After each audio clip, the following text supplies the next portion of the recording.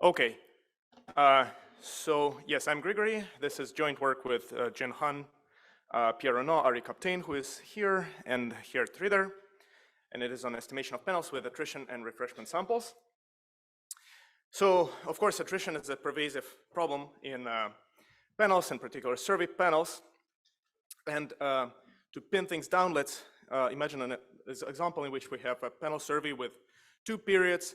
In first period, we have a random sample from a population, let's say of the households, and in the second period, there's attrition, there's dropout, and our goal is to estimate some parameter on some treatment, let's say in a two-way fixed effect regression like this, which can be dynamic or static, and really, in our setup, it's going to be a very general model.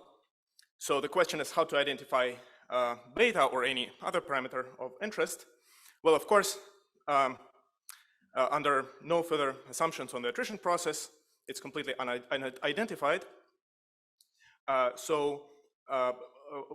Typically what people do is one of the two approaches. First, you can simply assume that selection or attrition is on observables only, which means that your decision to drop out of the sample depends on your previous characteristics, right, measured in the previous period, but not on the current characteristics, so there's no anticipation effects. And of course, it is a very strong assumption that we may not believe, because again, people anticipate, let's say, drop in income, and based on this, decide to drop out of the sample. It's a two-step procedure, similar to some kind of Heckman selection, let's say. So if we're fine with that assumption, then things are standard.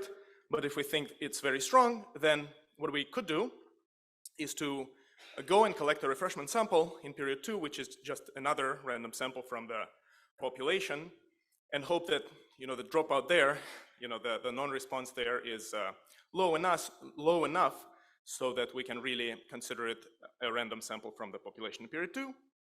And the surprising effect about this data structure, which is a two-period balanced panel and the refreshment sample, is that under weak assumptions on the attrition process, identification is fully restored, which has been shown by a nice econometrica paper by Hirano, Imbens, Ridder, and Rubin.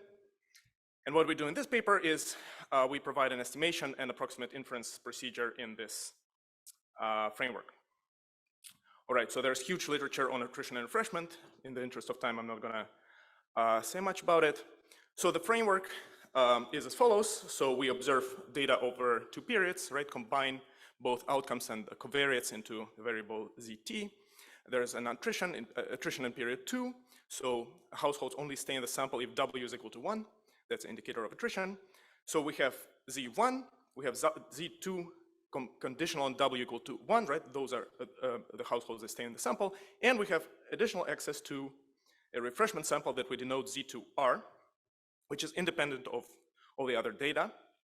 And equivalently, we can represent this data structure as observing the balanced panel, right? So confining ourselves to the households that did not drop out.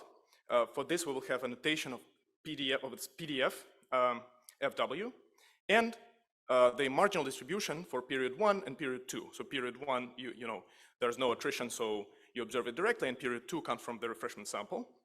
And the notations for the respective PDFs are F1 and F2. And we have some target parameter, let's say a causal effect and a treatment effect and a two-way fixed effect regression, satisfying these general moment conditions that you can set up depending on your model. And the trick here, of course, is that the expectation is taken with respect to the full panel distribution that you actually don't observe. So the F is a distribution of the panel as if there was no attrition whatsoever.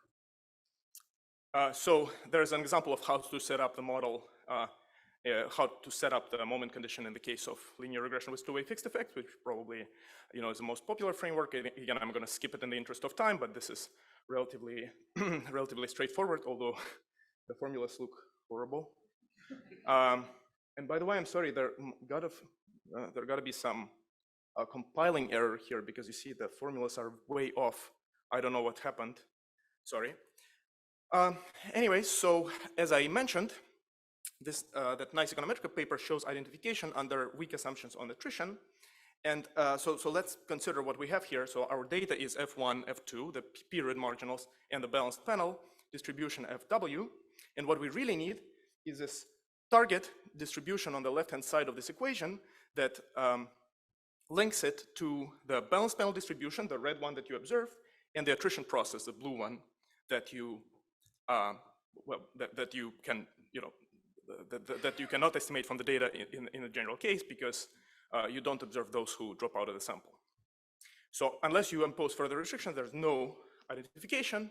But the cool thing is that identification is restored under so-called separable or additively non-ignorable attrition, in which you simply assume that the decision to drop out is separable, multiplicatively separable in this case, in the two periods, right? So the probability of dropping out or staying in the sample, conditional on Z1, Z2, is a product of unspecified functions K1 and K2 of Z1 and Z2 respectively.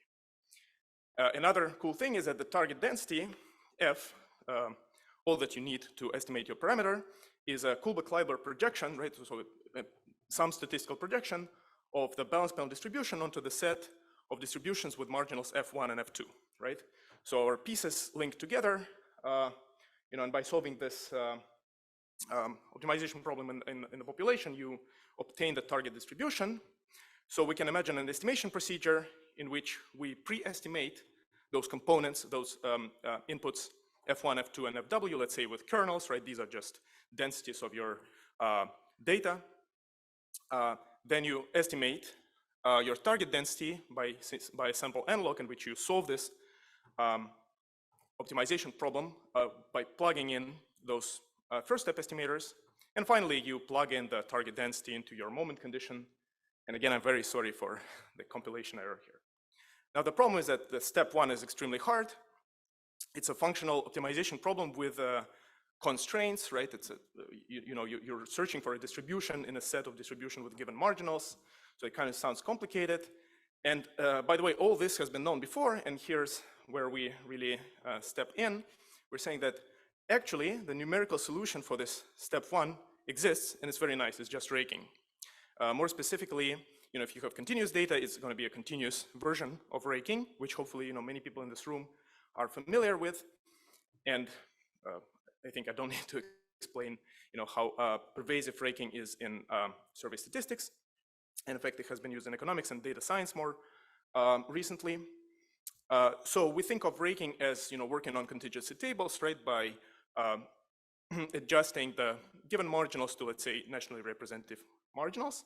And if you don't have contingency tables, but rather have continuous data, right, you can imagine this infinitely stretched contingency table with a continuum number of columns, I guess, on which you apply a continuous version of this procedure, and that's so that exists. And it turns out that if you rake the balanced panel distribution FW here in step 2 with marginals F1 and F2, then you back out the target sample, target density exactly. So this is how raking works in a general case. Again, you don't have to think about those input densities, about any objects here on this slide as densities. They can be probability mass functions. They can be mixtures, right? You can have both continuous and discrete variables in your data set. This doesn't matter. And raking is super simple. It doesn't have any optimization at all, right? In contrast with complicated functional optimization with constraints on the previous slide. So it's relatively fast. Typically a few dozen iterations suffice. It works with, as I said, both discrete and continuous data, and it's widely known. Oh, this is bad.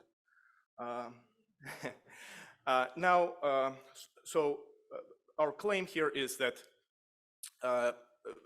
this is the estimation procedure that is really computationally feasible. And so how do you calculate standard errors for your parameter? Well, we have a solution for you. Unfortunately, analytic variance is hard to get because the first step is extremely non-standard. But we have a proposition. Basically, take a parametric approximation for the input densities F1, F2, and FW of your choice. Estimate the parameter gamma. Let's say the corresponding parameter is gamma, you can estimate it by MLE, and plug in into this formula that we derive, where V hat of gamma hat is simply the MLE variance, which is standard. On the second line, everything is standard except for this key term in red there, and we have a simple recursion for it, which I don't report, but it requires no optimization. It only requires, taking some inputs that are derivatives of your input densities with respect to the parameterization gamma. It's easy to program, and it converges reasonably fast, at least in the examples that we tried. So let me conclude. This is a paper that deals with panels with attrition and refreshment, and identification has been known for 20 years, and in this project we provide a practical estimation procedure using continuous raking and approximate inference based on a parametric approximation for your data based on a simple recursion that the formula for which we'll have in the paper. In future work, we will provide software for perhaps standard models and standard approximations that you may use, such as a mixture of Gaussians, let's say, and we're going to do the multi-period extension and empirical application, which is standard. Thank you.